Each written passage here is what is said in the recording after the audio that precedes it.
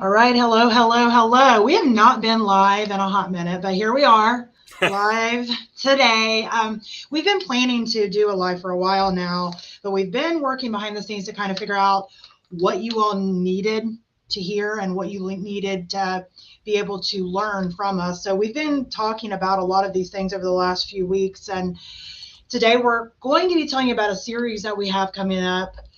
Starts August 30th, and it's actually going to be an 8-week series.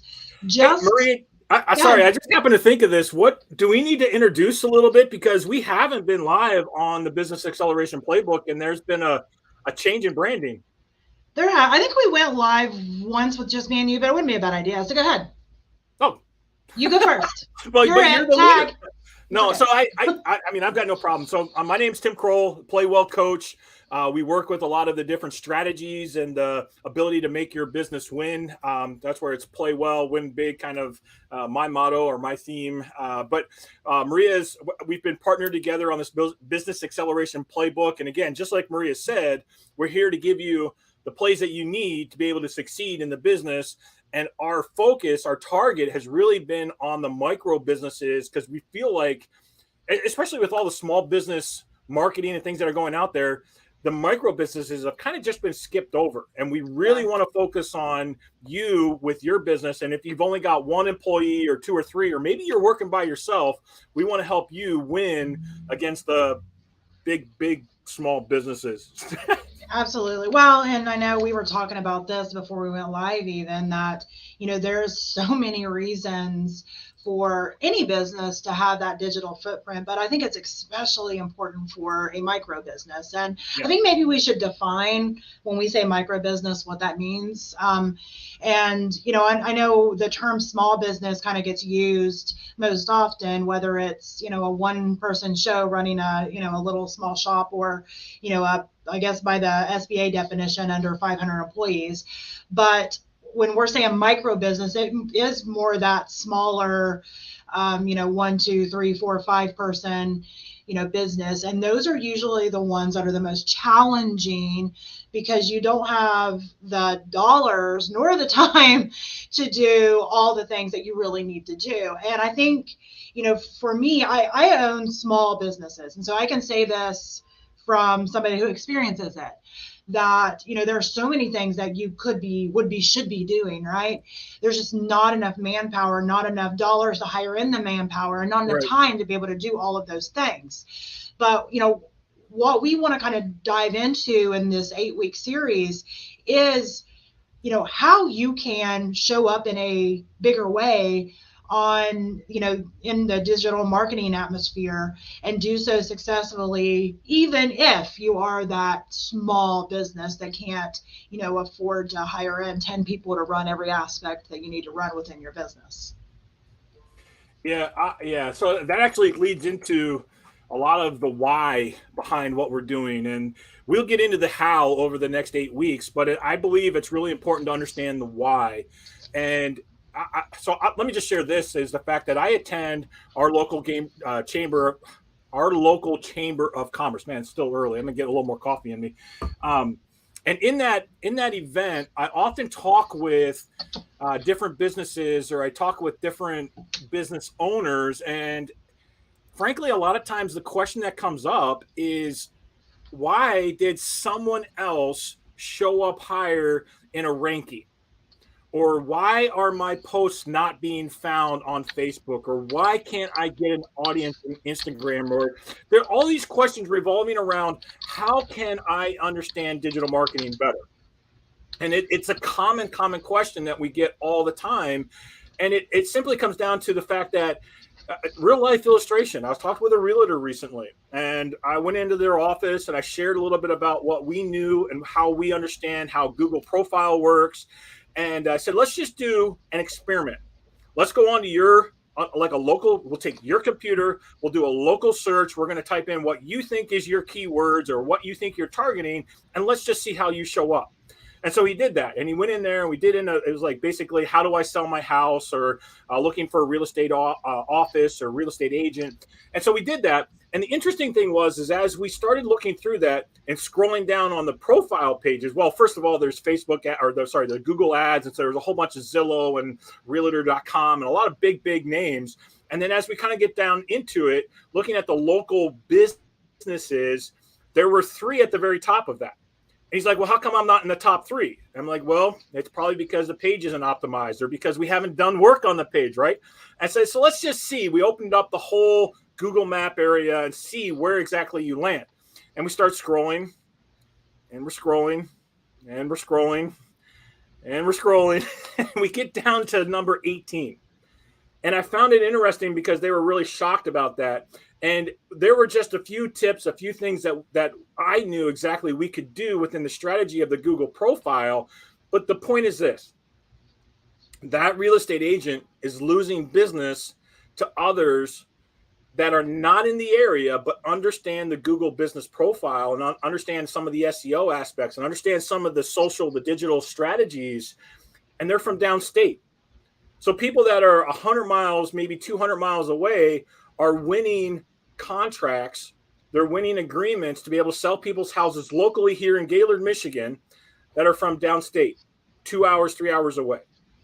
And all of that, I'm just looking at that like, man, we can do so much better for our micro businesses to be able to start getting some of that ranking up. So that way, those that are local, our local communities that really need our support, they really need to have that contact, don't underestimate that physical presence and that relationship that you have as a local business, because it's those connections, it's those relationships that are going to, number one, propel you over, but you still have to, you still got to consider the digital part of it.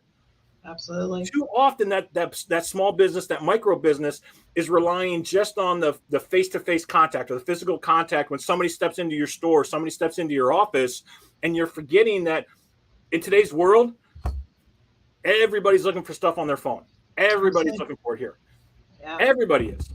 Well, 90%. And I think 94% to be exact. But the last one I seen anyway, the last study. I mean, I think one of those things is that, like, if you mentioned we're all looking on our phone, think about how we search. Like, if I'm looking for, something, like, say I'm anywhere really, and I'm like coffee shop near me, which is a common search. Google Map knows me well, coffee shop near me, right? I'm doing that from my phone. I'm not driving by and looking for a coffee shop. I'm not, like going to, pick up some type of direct mail. I'm not looking for a billboard. I mean, all of those are valid marketing strategies within, their own timing and planning.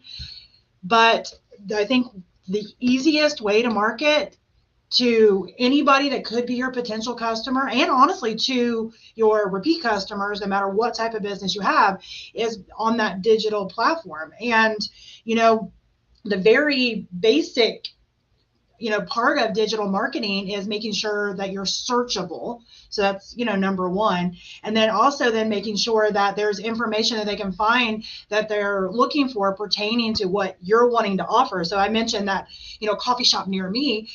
I will search that, and then it'll pull up, some coffee shops near me, and then I'll go to their profiles looking for, have they posted lately? I don't want to go drive 15 minutes and then show up and nobody's there. Yeah. So it's like, are they open? Have they been active, which tells me they're still open, and it doesn't just say they're still open. There's a lot that goes into that I, as the user, look for, but also, honestly, Google, you mentioned Google on their side also looks for to make you appear searchable. So I'm not going to get too lost in the weeds on that. I know we're going to get into some deep detail as we dive into the series just on, showing up in this digital world. It can be overwhelming if you are not in that world, because there are so many places that we're expected to be.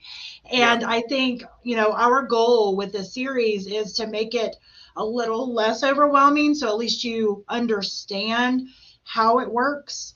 And I mean, I know it's something I say all the time that, if you had, all the dollars and all the time, you do all the things, and, none of us do. So, some of our goals within the series is helping you determine where your best things are, right? Where are the places that you need to be the most active, where you will show up, because that's where your customer is going to be looking for you, right? So Yeah. I think it's important to kind of to notice that, because I know the business online credit score is how you show up digitally. So if people are searching for you online and they can't find a trace of you, if you're not showing up at all, to me, the user, that's a red flag, right? If I'm like looking for a coffee shop, somebody's like, oh, that's such a great coffee shop, you have to look it up. And I'm looking because I'm driving to go to a coffee shop, but I have other coffee shops that are showing up, but the one that they told me is not showing up. I'm probably not going to even drive there, because Yep. I'm already going to talk myself out of it, because I don't want to go somewhere that's not open, go somewhere that doesn't have what I want. And I think no matter what your industry is, your customer is the same way. And if you're honest with yourself, you're the same way. Think You are. about Yep. how you search. Yep.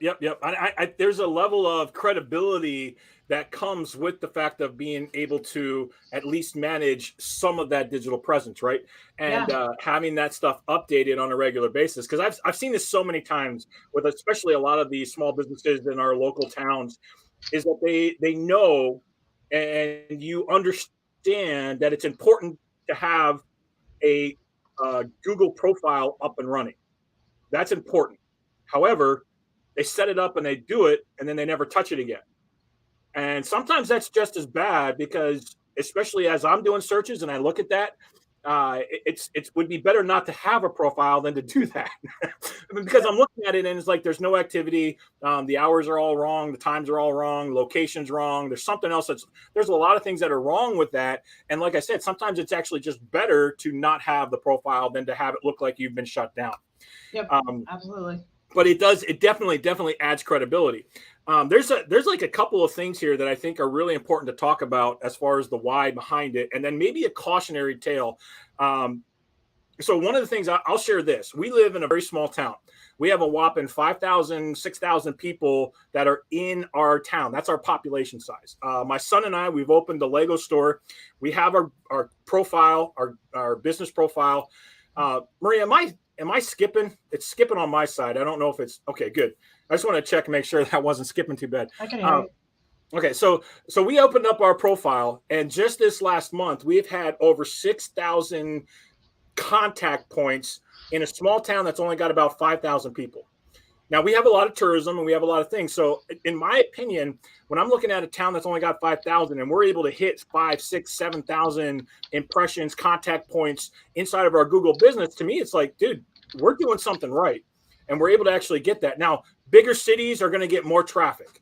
Obviously, the more population you have, the more traffic you're going to get. So you have to take that with a grain of salt and understand that there's different demographics where that's going on. But we've gotten 20, 30, 40 phone calls directly from our business profile. We've gotten 20, 30, 40 clicks directly from our business profile. It's really, really important to understand that that's where people are looking. That's what people are doing. So that's the first thing.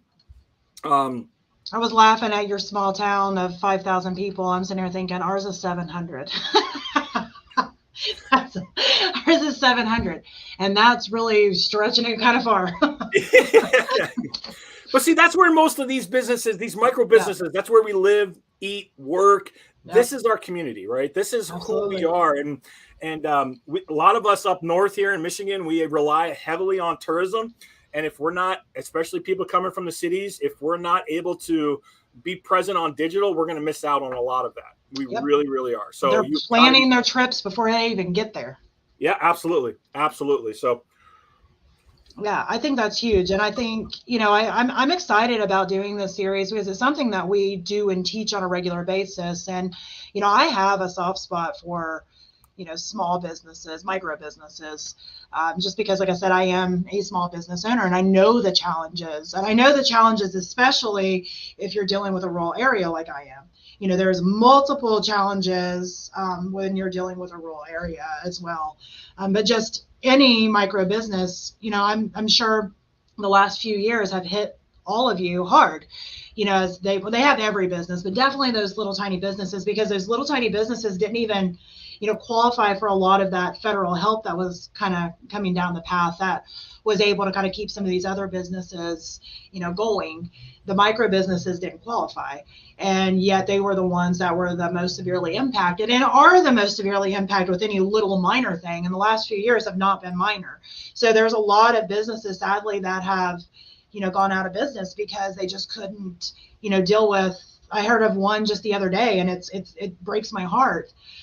Because 2 years of a pandemic followed by a recession, that's hard for any business to overcome. But a super small micro business, it can be literally a day by day thing. And that's one of the things that our goal is for this series is, while we would love to be able to help every single business out there, it's hard to do that unless we're doing something like the series to be able to reach multiple people and say, okay, well, here, we're going to hold your hand. We can't make all your troubles and your worries go away, but we can give you the tools that you need to help you overcome some of these challenges that you're having.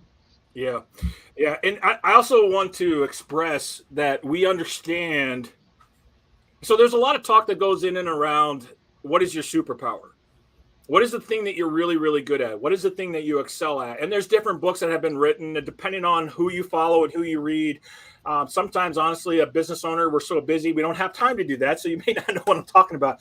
But my point is on this, you are extremely talented and skilled at your craft. So if that is a business where you're selling product, you're skilled at understanding the product, understanding what you need to bring in, your client, what they're going to purchase. If it's a service, you're good at being able to craft and create that service. I have run into almost, I shouldn't say everyone, but it seems to me that most of the people that I talk with are incredibly skilled at that thing that they do. It's their superpower. What they're not skilled at is the digital marketing. Yeah. And absolutely. Our point is this is really, really important. I am not trying to get you to a point where your superpower is going to be digital marketing. That's not the intent of our education. Our education, the intent of that is to help you have an understanding, to have a grasp about what digital marketing is and what it can do for you. Now, if you want to take on the responsibility and do it all yourself, this information that we're going to share over the next 8 weeks, you could create an incredible marketing strategy, a plan, and you could put that in place and you can implement that. If you hire somebody to be able to come in and actually do something, whether it's a VA, whether it's somebody, a kid or what, you can use all of the training that we're going to share and give that to them so that they would have a good understanding. I want to also caution, and this is the reason why it's important that you become educated about what you're getting. I'm going to have to ruffle some feathers. So you ready? We're going to kind of ruffle a few feathers. I am sick and tired of the predatory type marketing that I get from digital marketing agencies. I'm sick of it. It started back, I would say, about, I remember the time frame because I'm losing track of time here, but I think it was about 12 years ago when Yellow Pages decided to kind of close out their selling of paper ads in the phone book because people just weren't looking at the phone book anymore, and started into their idea of, hey, we're going to sell you a web page, we're going to sell you a Yahoo profile, we're going to do all of these different things. And Yellow Pages was pushing hard at creating all this stuff. And it was thousands of dollars to be able to get set up. And at the end of the day, they dropped this crap in your lap and it didn't do anything. Yeah. It didn't do it. And that's where I first started the predatory type.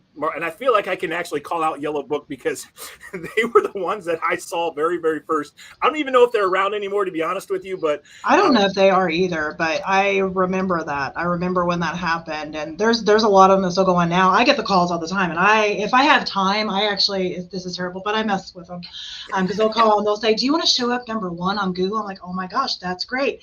When I was doing my Google certifications, they never told me that I could do that, because you can't promise a number one spot. That's a whole other story for a whole other day, but I'm sure you get the calls if you're a business owner. That's an important point.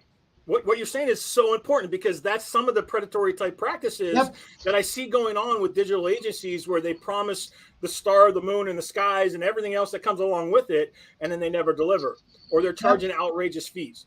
And so let me flip back to this story here, and I'm not going to name any names or anything, but going back to my realtor story, after we had talked for a while, I found out that they're actually using a digital agency specifically for their Google. They're still ranked 18, and they're paying a good portion, a good sum of money, and they're still only ranked 18. And to me, that just kind of breaks my heart, because I know how hard it is. I own a small business. I know how hard it is to make a dollar, to make something sustainable, then try to take a little bit of profit out of that so you can actually feed your family, pay for your mortgage. I understand how much of a challenge that is. Probably more than you would think I do, but I totally understand how hard that is. Oh, yeah. And then for somebody else to come alongside and say, well, hey, I'm going to make all of your problems go away if you pay me $10,000 or $2,000 or whatever it ends up being. I'm going to make all your problems go away. And then it just compounds it, because you've now spent thousands of dollars on something that's not giving you the results that you expected or the results that were promised.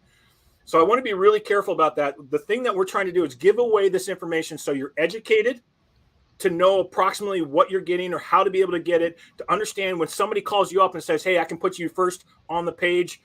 Like, dude, that's an impossible promise. It's an impossible thing to promise. Now, we can do a lot to help, and we might be able to get you on the first, but that's not a promise. That's just, you got to do a lot of work and a lot of things to be able to build up your profiles. Well, and I like that you said that, because that was one thing that I wanted to say, that there's some red flag things I teach people when they're dealing with marketing companies. One of them is they're promising you a spot because they have no ability to do that. And even if you get it today, you can lose it tomorrow, get it back the next day. It's just the way that it works.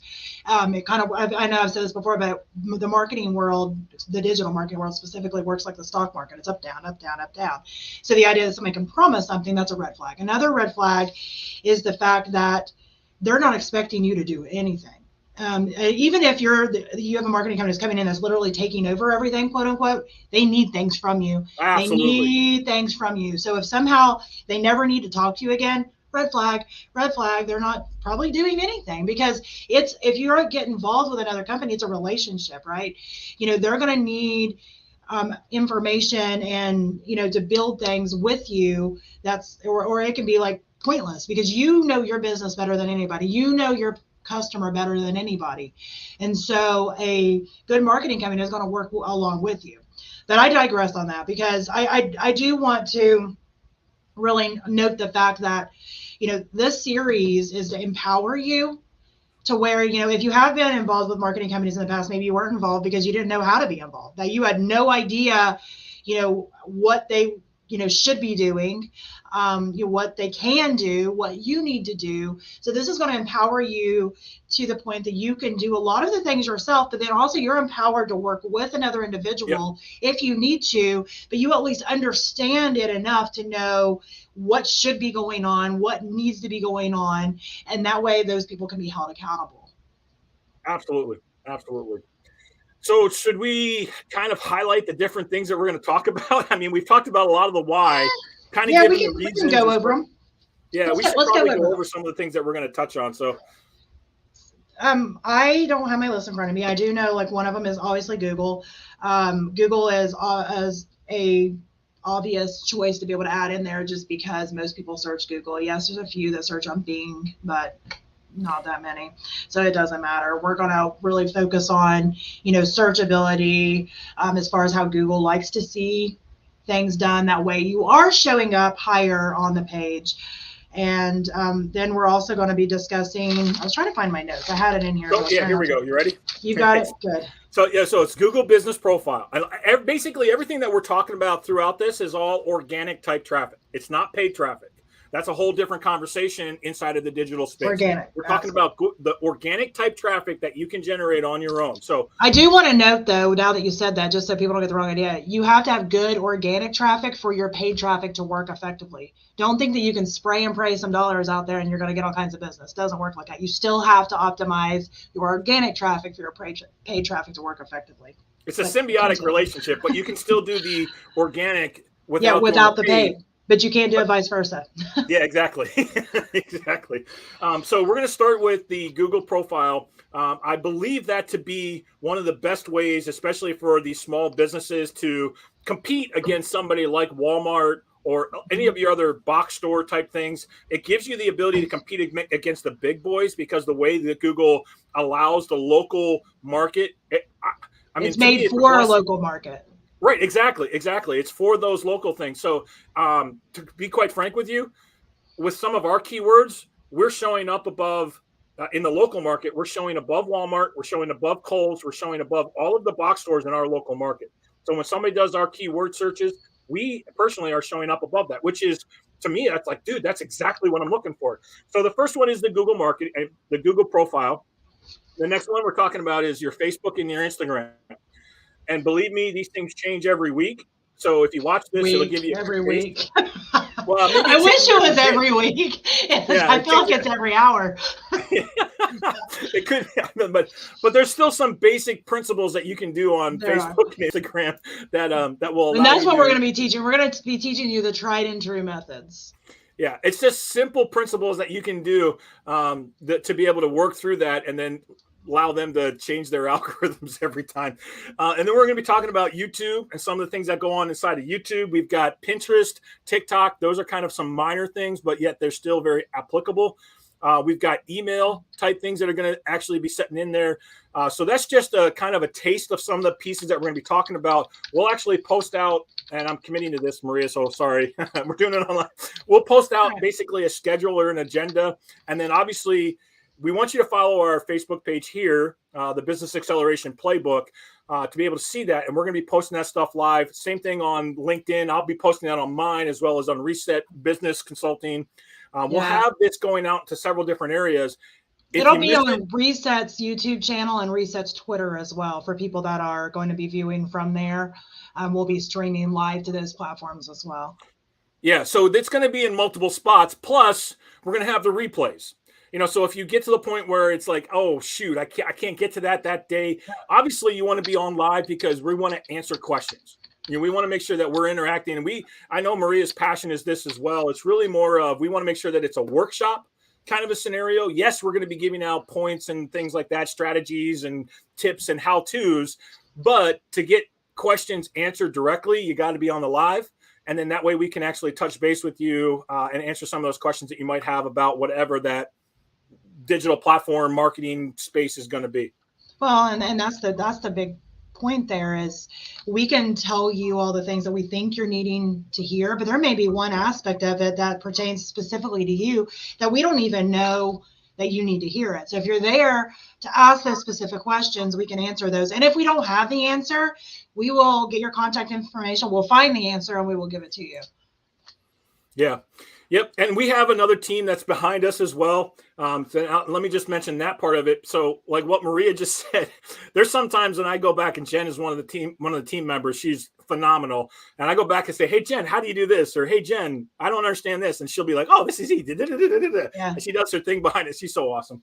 She is. And well, I think that's the reason for having obviously a team is that we all have our superpowers, all of us.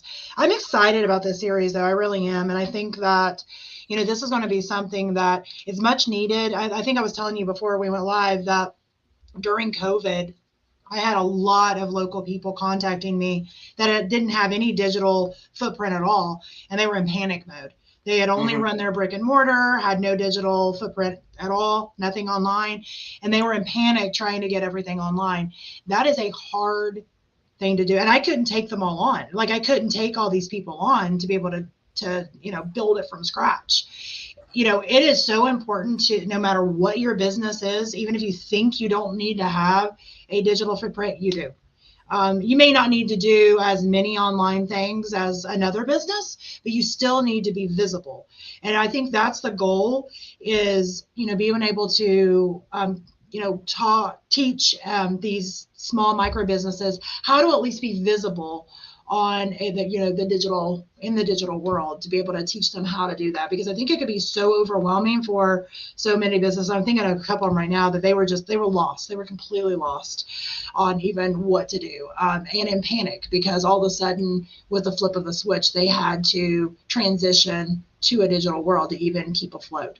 And, that's a very, obviously, a big situation that went on that hopefully will never be there again. However, it did show the importance of being prepared, being prepared for needing to, run your business hybrid or needing to transition to, primarily digital or, whatever the case may be. But searchability is the biggest key.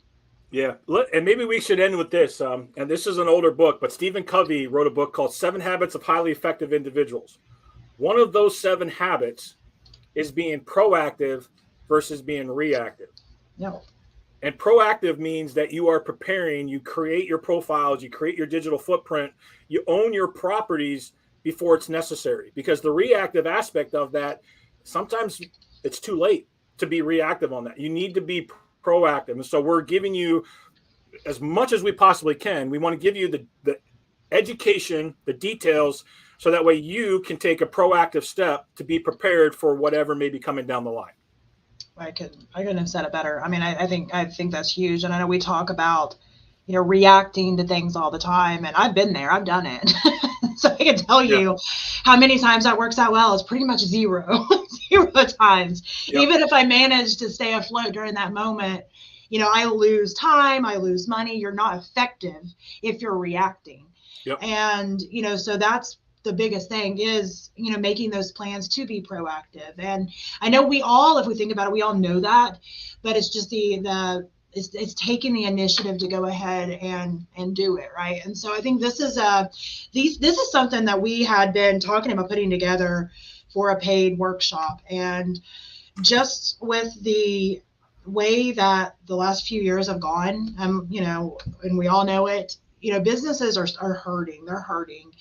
And Tim and I discussed this, and we're like, we just want to put this information out there into the hands of these businesses who really need it and empower them to be able to get their digital footprint the way that it needs to be. And, I know Tim feels the same way that I do, that we feel really passionate about these micro businesses and, want to do whatever we can to make sure that they succeed. Yeah. Yeah. And don't underestimate what Maria just said. I mean, we literally were going to do this and we were going to charge right around $1,000 a ticket to have you come in, learn this stuff, put the workshop together, kind of work on it. So yeah, that's what we're giving away for free. Yeah. Well, and I feel good about it, honestly, because I do too. I think that it's much needed. And, I know the type of impact that these things can have on a business. I've experienced it with my own businesses as well as with clients' businesses. So, these are not things that we've never tried before. We've actively used them. And so I feel confident in putting it in the hands of these businesses that, like I said, really need. I had just found out about that other business last week that they were closing down. It breaks my heart every time that I hear about that. It breaks my heart because, we all know if you're a small business owner or a micro business owner, you know what it took to get to the point you are now, and your business is your baby. It's your baby. And the idea that somebody's having to, kind of let go of that dream for what they had it's heartbreaking. And I don't want to hear another business that happening to you, honestly. So we'll be starting this series, like I said, August 30th. So it'll give you some time to get it in your calendars. If you have any questions, please reach out to Tim or I about this specifically, or about something that you want to make sure and hear about, or if you have, suggestions on some of the ways that we can help businesses in your area, please reach out. We're here to serve. Honestly, we're here to help you, and we're going to be spending this time teaching. So I want to make sure that it's fruitful for you. So that's all I really have to say today. I'm looking forward to we'll be doing this August 30th. Just make sure that you follow the Business Acceleration Facebook page, and also Reset Business Consulting, all the places that's where we'll be putting all the information out, and we'll see you on August 30th. You have anything else, Tim? I'm good. That's awesome. I'll let it end on that. All right. Sounds good. Thank y'all.